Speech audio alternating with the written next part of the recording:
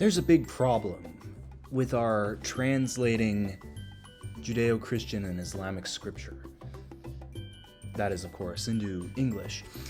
You see, a language by nature evolves from specific beliefs over thousands of years. English isn't thousands of years old, as we would all know. It's barely even 1,000. So, it's making new leaps every day. The generations that will eventually take over the world and have their turn at power will also determine what goes in and out of the English dictionary. That is including what a sentence will sound like by the time of 2090. It's fun to imagine what that would sound like and what that would look like, but we don't know. That being said, today we're using a little bit of AI wizardry simply for exploring what ancient scriptures could possibly sound like in different English dialects, and if that would change their meaning. Let's start by looking at a little bit of Genesis. Let's start with Genesis 1:1-5 in Middle English compared to the original Greek. Now, this is the Wycliffe Bible translation. It's not a whole lot different from what would eventually go into the King James Bible. It's pretty noticeable that English itself in this time period is spelt differently. In fact, there's no standardized way of spelling English words. They just kind of borrow upon how neighboring nations spell certain words and make certain sounds, and that's how they kind of string it together. And traditionally, they have lots of silent letters, as does French, but English dropped most of their silent letters, if that is any consolation for anyone learning English. First, the earth was idle and void. Okay, that's first. And darkness wherein on the face of depth, and the Spirit of the Lord was born on the waters. So the Greek is inherently more philosophical. English is inherently more descriptive. Because in the English language, everyone is always trying to describe exactly what they're seeing, what they're looking at. Greek is a more abstract language. It holds numerical value to its letters, but it also has entire words for abstract ideas and even complicated ideas, because people play into ideas in, I guess, more developed languages like the Greek. So I guess you could say English gets a little bit nerdy when it's trying to explain these very, very complicated theological ideas, because English is tied to what you're looking at,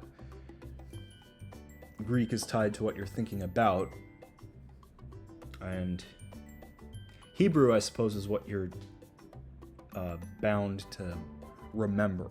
Let's have a little fun and try to do the same Bible passage with Gunganese from Star Wars. I'll try to do my best with this one.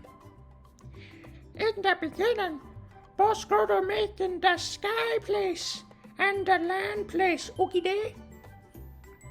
But the land place in being messy, and no good.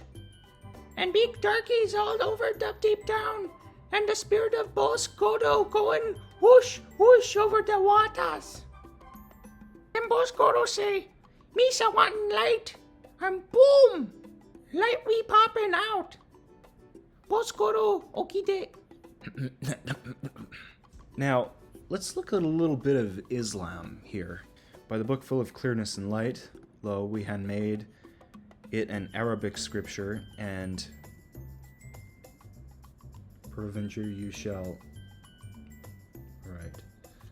And okay. This is beyond my pay grade, folks. Okay, let's go full brain rot just to make sure what the hell we're reading here. Gen Alpha slang. Let's see.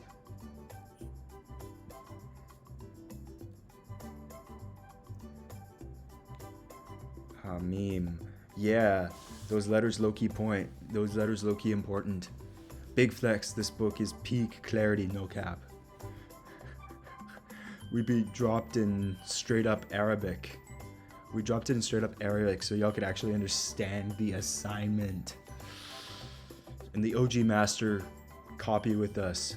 It's top tier, max prestige, S tier wisdom.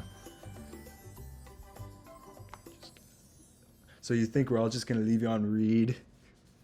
Cause you're acting wild? Nah. For real. We sent a whole roster of prophets to the old gens, and every time a messenger pulled up, he got roasted and memed on. The enemies of Muhammad got roasted and memed on. That's quite a way of phrasing this. If only Muslims phrased it this way. If only the Holy Quran were written in this dialect. Or translated into this dialect. So we clapped some way stronger squads and left you their stories as receipts. Ask them, who made the heavens and the earth? They'll be like, the Almighty, obviously. He made earth into a comfy spawn point and laid down the path so you can actually navigate life without getting lost. See, this is just showing that language tied to its own cadence is definitely going to have an impact on the religious faith, at least the faith in the texts that people depend on. What it says, we made it in an Arabic book so you could understand it. Thank you, ancient Arabs. Now, that being said, you can go try this yourself. Literally, log on to ChatGPT. Go through find any random passage in the Bible or the Quran, especially. Do that, and just see how the tone changes, but also the certain message changes when it's trying to get across in a different read. That's about it for today. Subscribe, and I'll see ya.